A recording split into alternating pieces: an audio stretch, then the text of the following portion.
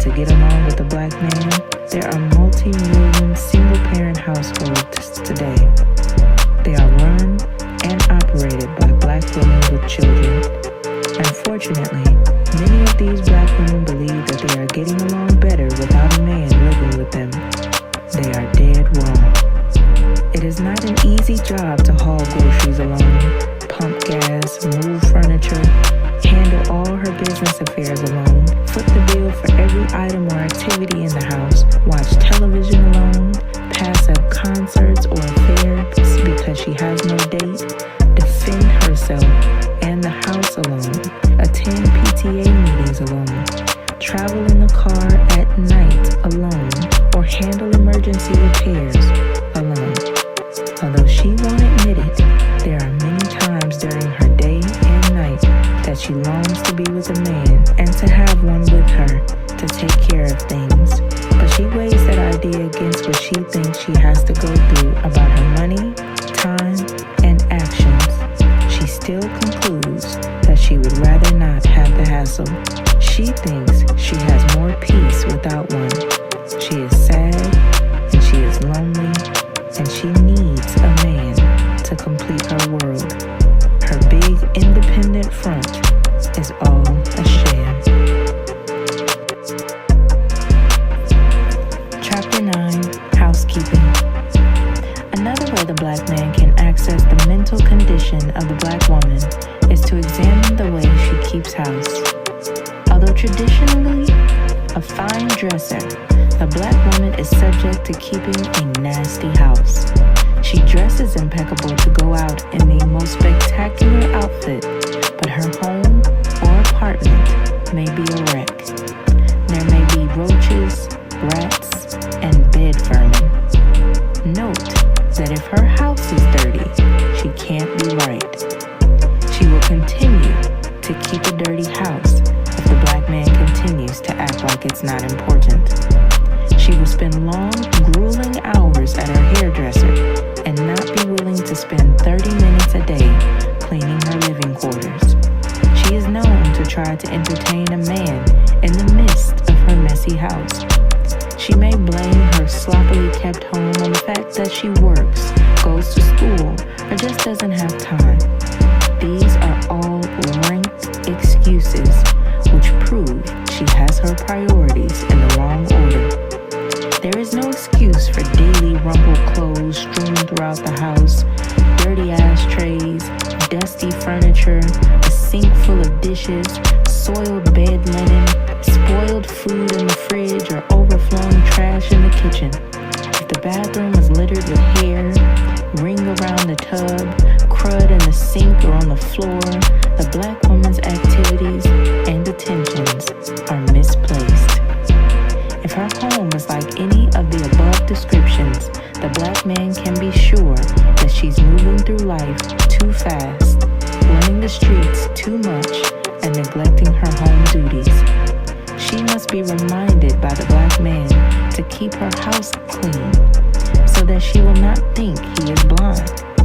When the black woman sees that the black man is observant and dissatisfied with her housekeeping, she may tighten up her act, at least momentarily.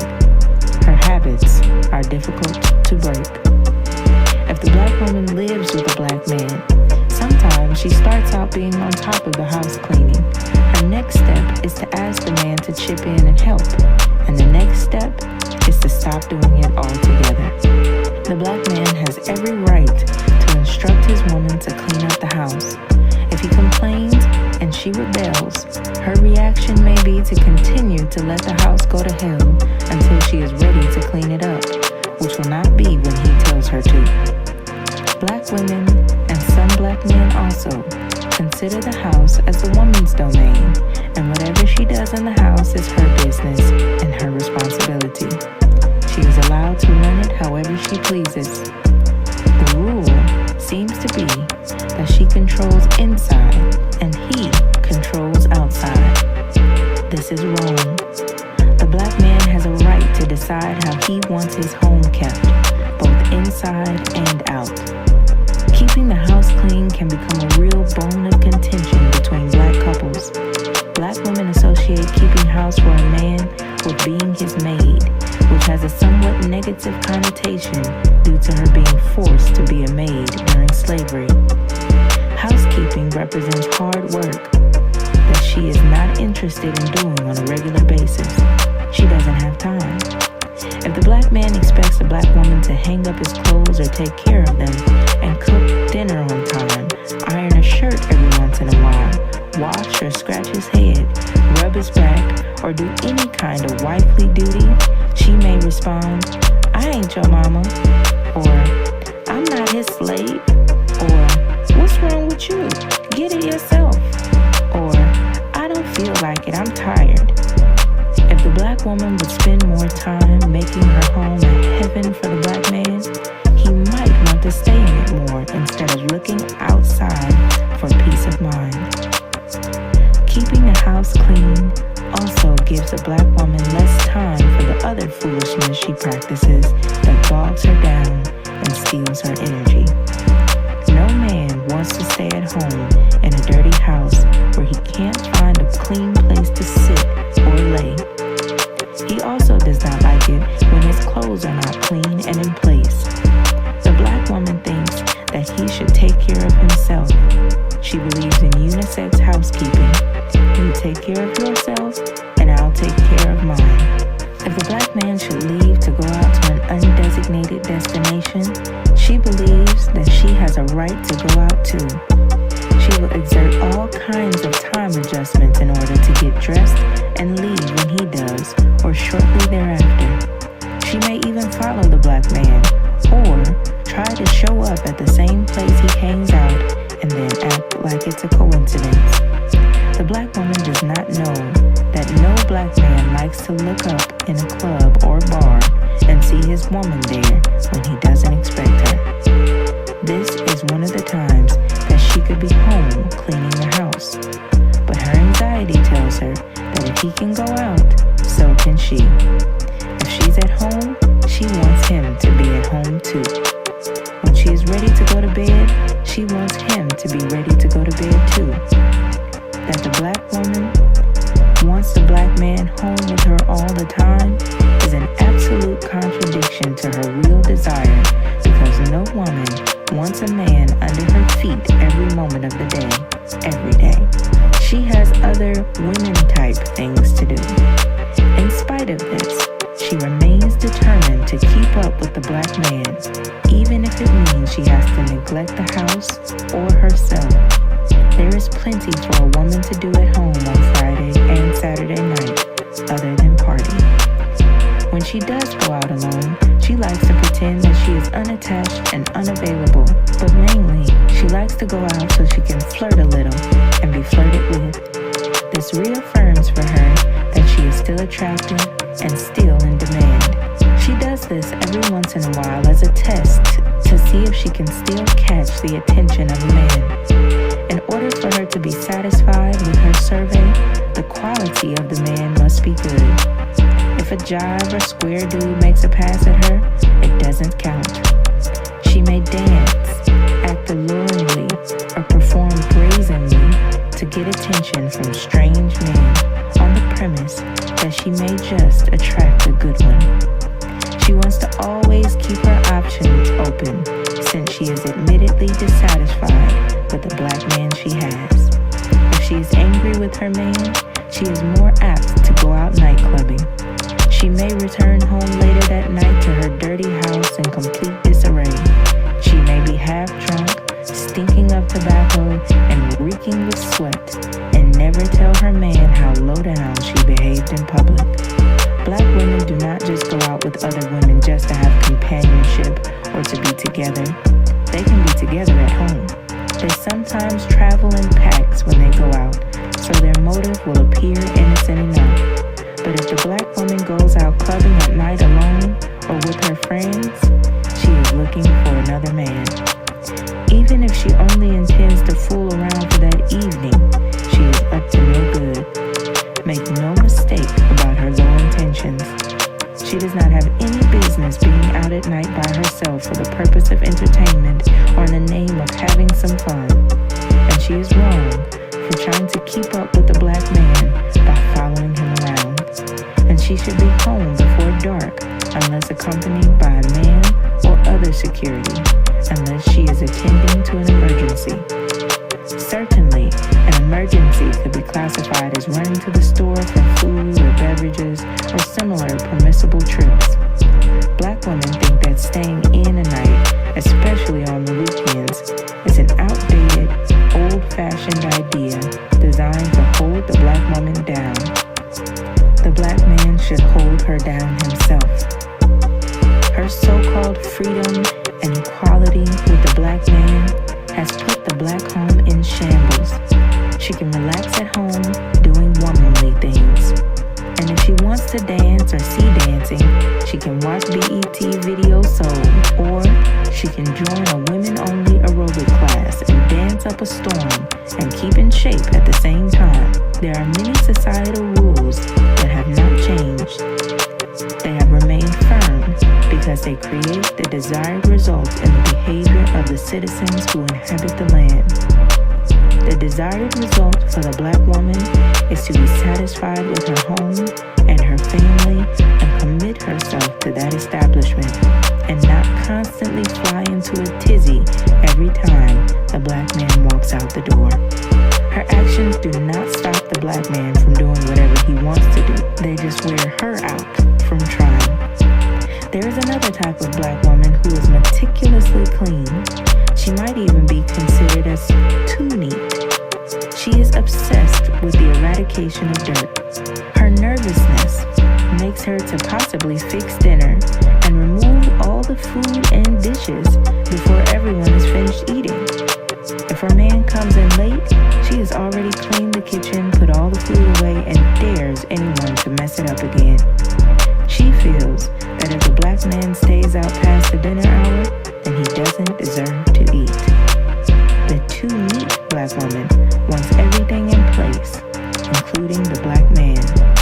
Subconsciously, this kind of black woman may try to clean up the external filth because of her higher level of internal filth. She may brag to her friends that I got him trained and he knows not to mess up anything or I'll have a fit. And to keep from hearing her mouth, sometimes the black man obeys her house rules as if he is a guest. A black woman who is usually very neat will use the house as a battleground if she is displeased with the black man.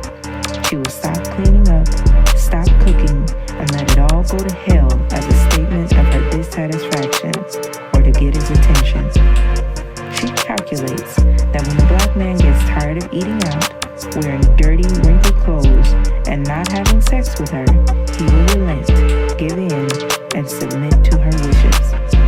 The black woman gains confidence when she is able to successfully trick the black man. She loves the challenge when the black man recognizes her tricks and games and tries to work the game back on her. She delights in trying to outmaneuver him. Albeit, the black woman practices larceny and some other kinds of nonsense. It is the black man who must bust her, and bust her repeatedly until she gives up the game. Very few black women know the pleasure or thrill of being in accord with the black man. All the good things she says she wants would be immediately available to her if she drops her defenses, drops her suspicions, and allows herself to melt into the waiting arms of the man who loves her. The man who is man enough to provide and protect her and deserves her love. The man who is the most beautiful, the most regal, and the most sought-after creature on God's earth, the black man. This position would increase her self-worth and gradually heal the psychological wounds of this wicked society. Nothing she does takes the place of the black man. Even when she convinces herself that celibacy is not only healthy, but desirable, she is lying. Black women say they want a man desperately, but have given up because they can't find the one they want, so they would rather be alone. And they are. No idea or thing can replace the black man. He was the first life to appear on the planet Earth, as far back as can be determined. His will has kept this whole thing going. True, he is sometimes lost in the wilderness, battling beasts flocked against him. The black woman does not see him fighting for his life. Instead, she sees him as interrupting hers. He is a pain, and he is a bother, and he is not happy. No man can be happy until his woman lets him be. Such a powerful position the black woman seems to be in. The fact that her empowerment is self-destructive does not matter to her. She is selfish. She does not even know who the black man is. She does not know that she can have heaven on earth if his will be done. She won't even try it. She is a braggart and thinks she is too good to submit. She thinks she knows what's best and has to look out for herself. She lives in total fear that something might happen that she isn't ready for. She does not have to be on the front line. She can follow in the footsteps of her guide, but she won't let her guide get in front of her. She is afraid she will lose her place in line. She feels cornered. She says she slacks up on taking care of the house or caring for the black man because she gets bored and tired of the same routine day after day, day in and day out. The general duties of doing for the black man get to be a bother. Some black women will not even serve the black man a plate of food. Some will not even cook the food. Her modernicity tells her that if a certain activity gets old, she has to move on. It is odd that she bores of the regularity and uniformity involved in maintaining day-to-day life. The entire universe is built on harmony and repetitiveness. The great ball of fire and light we call sun rises every morning, day in and day out. All life on earth is generated from the dependability of the sun. It is certain and reliable, committed to its responsibility to rise and set every day in some form. So are the moon and stars, so is the earth and all the planets. The earth has been continuously spinning for over 76 trillion years of recorded history. If the earth stops spinning, all life will commence to halt and fall off. The 139,255,000 square miles of water would overpower the 57,255,000 square miles of land. The seasons of winter, spring, summer, and fall also clock in regularly with 12 months of every year. Every year. Nature comprised this routine system to benefit the inhabitants of each continent. Humans plan and survive based on the daily dependability of certain happenings established by nature.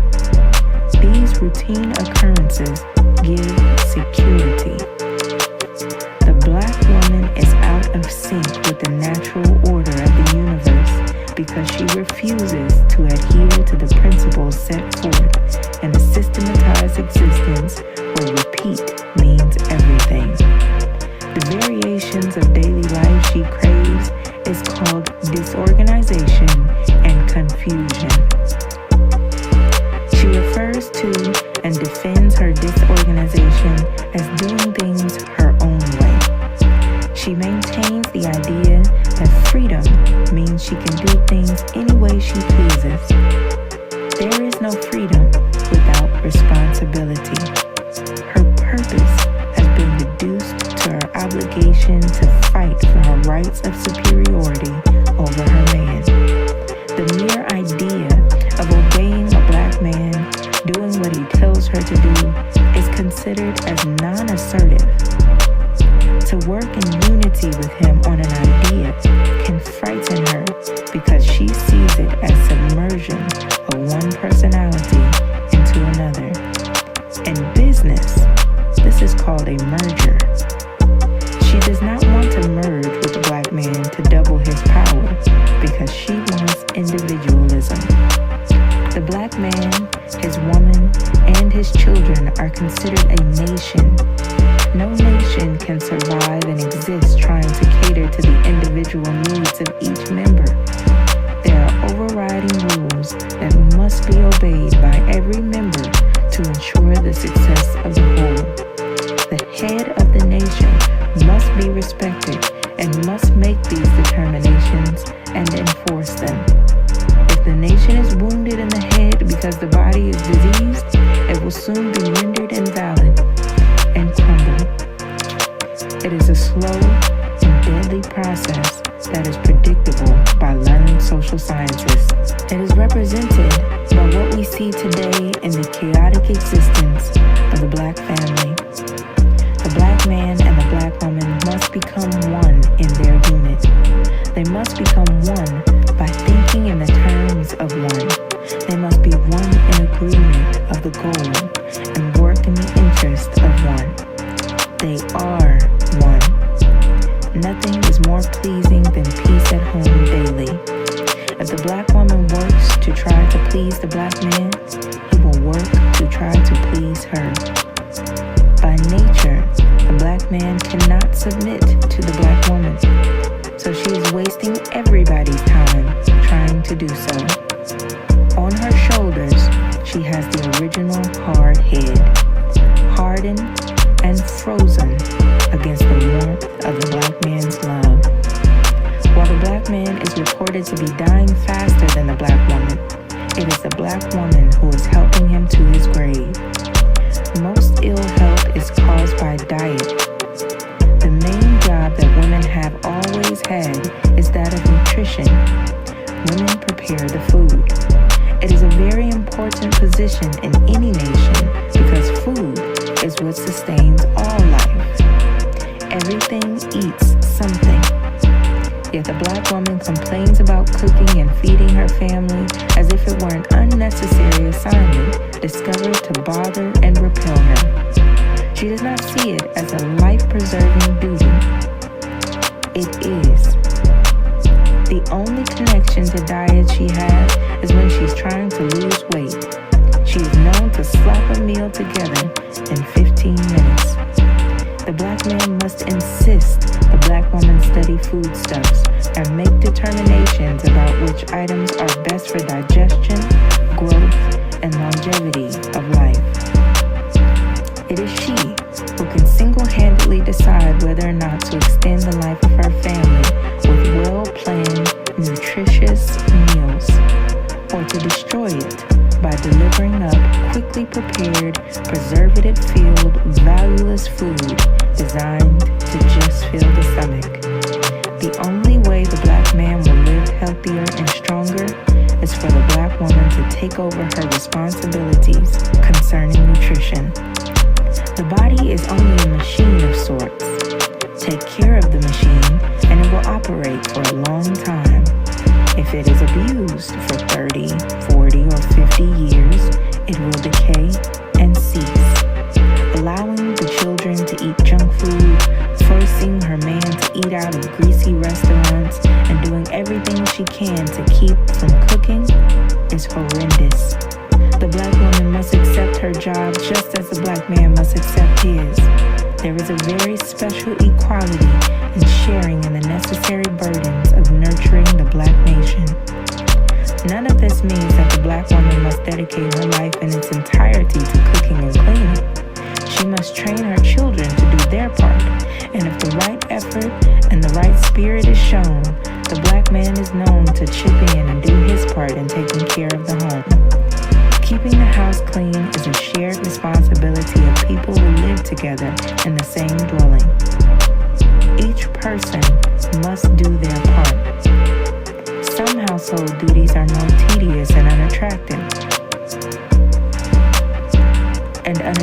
appearing than others, but all are required to live in a clean environment, inside and outside. If the black man shows a little interest and helps out, she is more apt to do better than she has in the past. Lastly,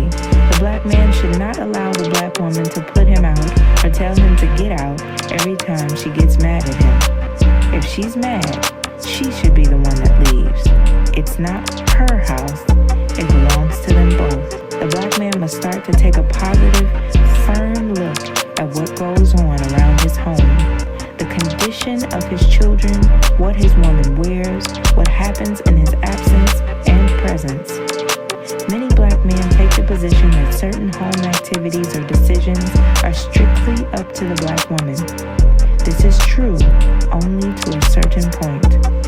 Whether or not the black man is directly involved or not, he should stay abreast of everything from the children's grades and recreation to his woman's menstrual cycle and what she cooks for dinner. He must stop pretending that he is not interested in what goes on with his woman and children.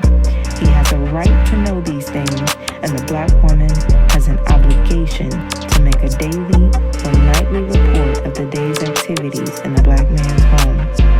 This includes black women who do not live with the man they belong to. Separate quarters has no bearing on the sharing of important information if a man and woman have committed themselves to each other steadily. Today's relationship styles dictate that the man and the woman maintain secret, separate parts of their personalities that they do not share with each other, or separate areas of their desires.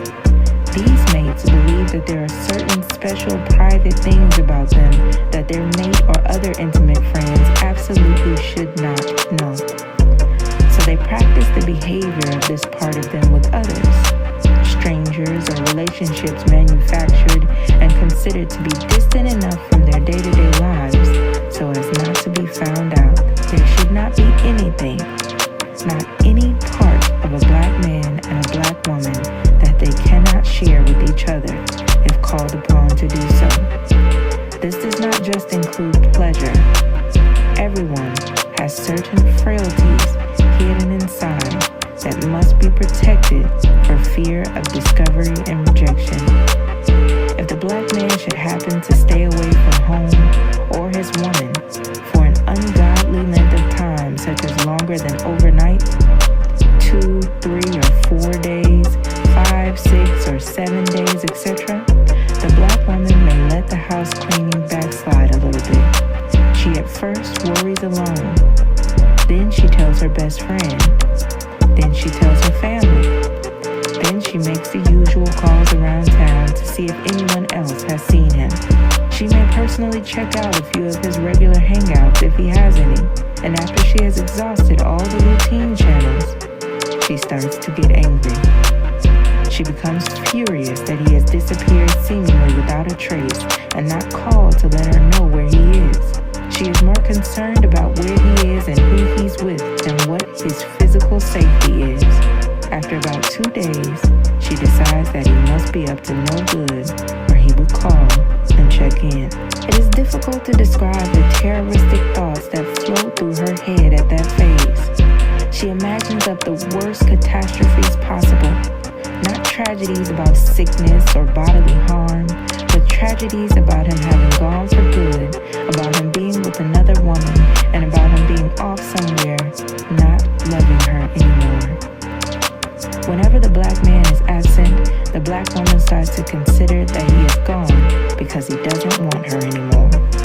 She can't begin to surmise how he could be away from her for any extended amount of time and still love her.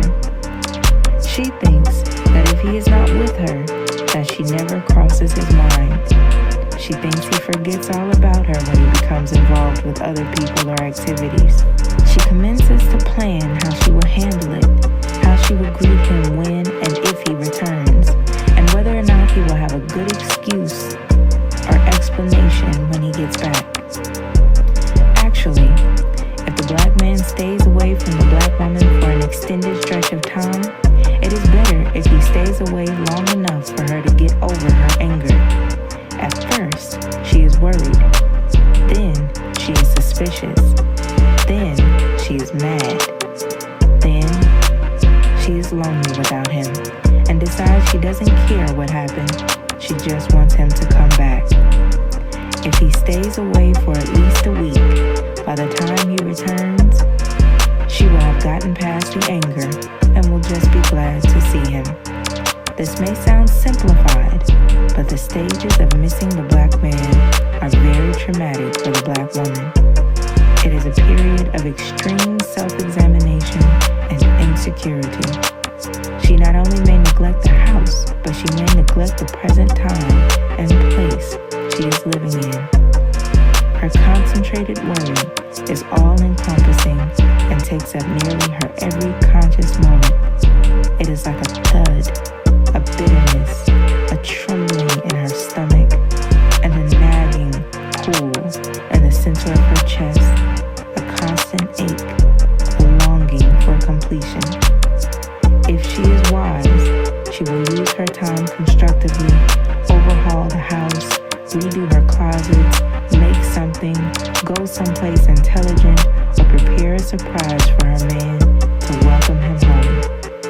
She would be fine if she just remembers the good times, the dependability of her man's love, and that he is trustworthy with her love and would not go away and leave her forever. She should trust in his motives and know that if he is away, he has to be. And when he gets finished with whatever he is doing, he will come back and continue to love her just as much, and things will be fine. She should continue on with her daily responsibilities, using her memory to remind her that a logical explanation will be forthcoming.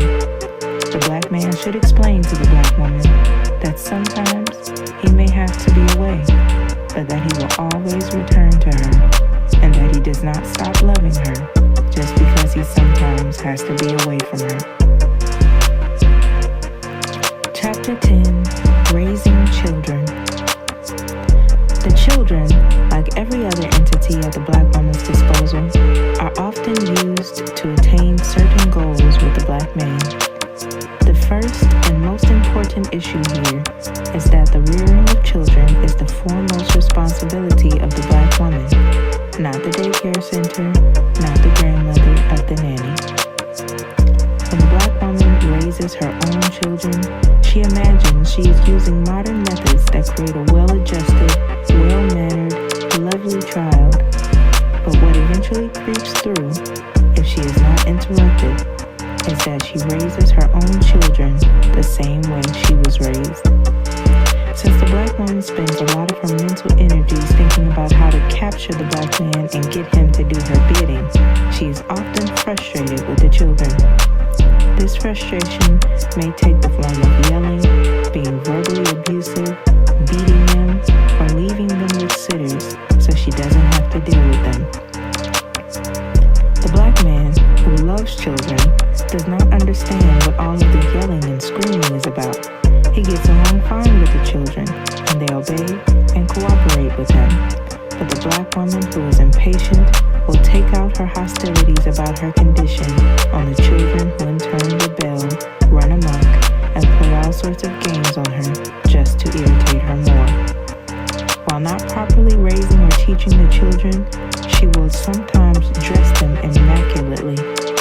She will also try to get the eldest child, be it male or female, to take part or most of the responsibility for caring for the younger children in the household. When this rendition of duty is overused, it robs the older child of their own youth, because they are made to think like an adult parent in order to take care of younger brothers or sisters. If the black man works late or is out a lot, she becomes more angry because she thinks he is out having fun while she's stuck at home with a bunch of scrawling brats.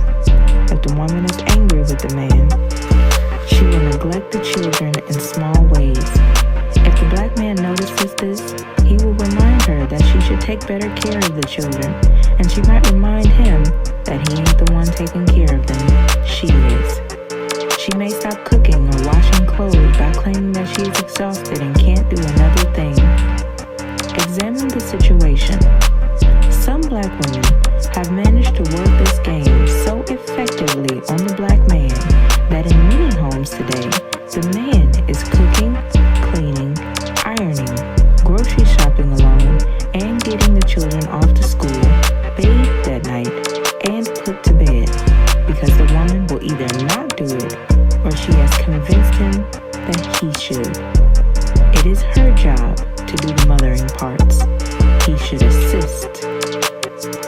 the man has a son or daughter who looks exactly like him, remarkably like him, and the woman is constantly mad at the man, she will sometimes unconsciously or purposely mistreat the child.